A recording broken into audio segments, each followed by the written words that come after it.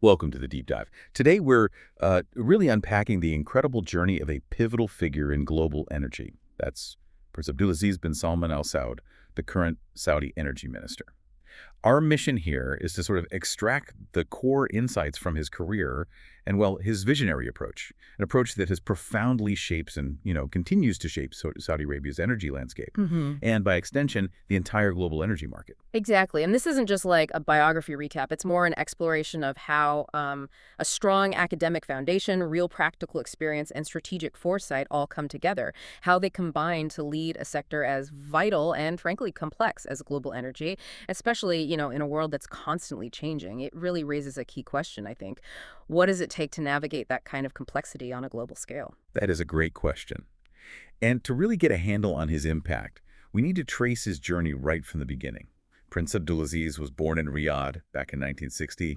His father is King Salman bin Abdulaziz Al Saud, and his mother, Princess Sultana bint Turki Al Sudairi. People say his upbringing really sharpened his character, instilling in him the importance of knowledge and strategic planning from a very young age. How do you see that early foundation sort of connecting to his later strategic moves? Oh, it's a crucial link, absolutely. You look at his academic path at King Fahd University of Petroleum and Minerals, KFUPM, and it was incredibly specific, almost prescient, you could say. He got a bachelor's in industrial management in '82, then followed up with an MBA, a master's in business administration in '85. Now, this isn't just, ticking boxes with 2 degrees. It feels like a deliberate blend. You've got the industrial, technical understanding on one side and solid business management principles on the other. This unique mix gave him this incredibly integrated perspective on both the technical and the economic sides of industry right from the get-go. Right. So building on that really solid academic base, Prince Abdulaziz didn't just, sit around theorizing. He jumped right in. He immediately immersed himself in both academic and economic fields, really getting that hands-on experience through, well, a series of increasingly influential roles. Can you maybe walk us through those early professional steps, how they shaped his expertise? Absolutely. He started out as the Director of Economic and Industrial Studies at the Research Center of KFUPM, so applying research skills directly. Then he moved into the Ministry of Petroleum and Mineral Resources, initially as an advisor. After that, it was a really meticulous progression. First, Assistant Minister for Petroleum Affairs, then Deputy Minister of Petroleum and Mineral Resources, and eventually Minister of State for Energy Affairs. This long tenure within the ministry was, I think, absolutely crucial. It wasn't just about climbing the ladder, it was about building this truly nuanced, ground-up understanding, getting into the intricate details of the energy industry, its challenges, its opportunities. This whole process positioned him right at the heart of strategic decision-making for, well, decades, really. And all that meticulous preparation, it then culminated in this truly historic appointment. September 2019, Prince Abdulaziz makes history. He becomes the first Saudi prince ever to hold the sovereign position of Minister of Energy.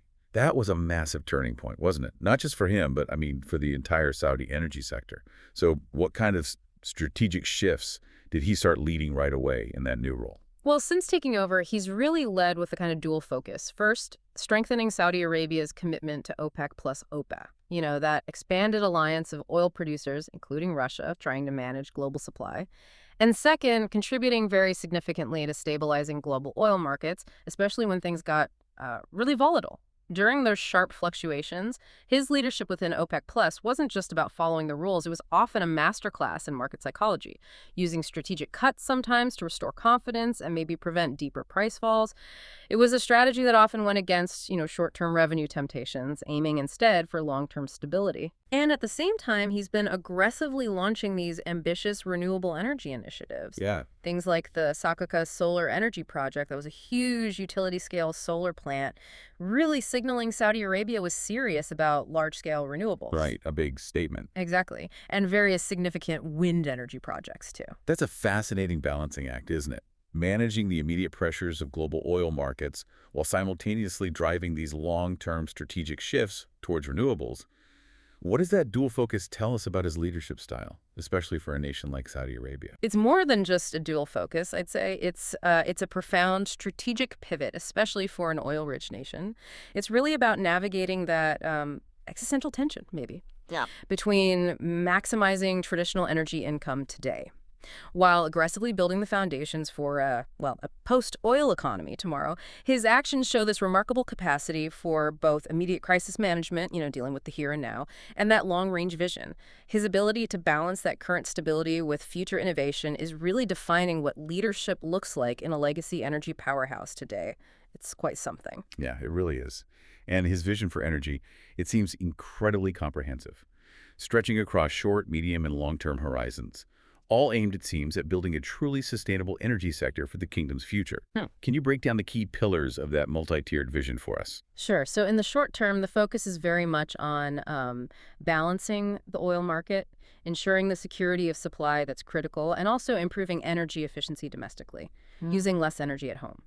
Then for the medium term, the goal is aggressive diversification of the energy mix, integrating renewables, localizing the industries that support them, and significantly boosting investments in blue and green hydrogen. Okay, maybe quickly explain those, blue and green hydrogen. Right. So blue hydrogen uses natural gas, but the carbon emissions from making it are captured.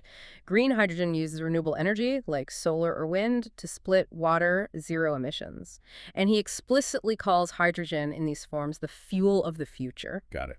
And then the long-term goal, this is the really ambitious one, achieving net zero carbon emissions by 2060. That means basically offsetting all greenhouse gas emissions produced, transforming Saudi Arabia into a global clean energy hub, and investing heavily in advanced technologies like carbon capture, trapping CO2 from industry before it hits the atmosphere. So it's this blend then.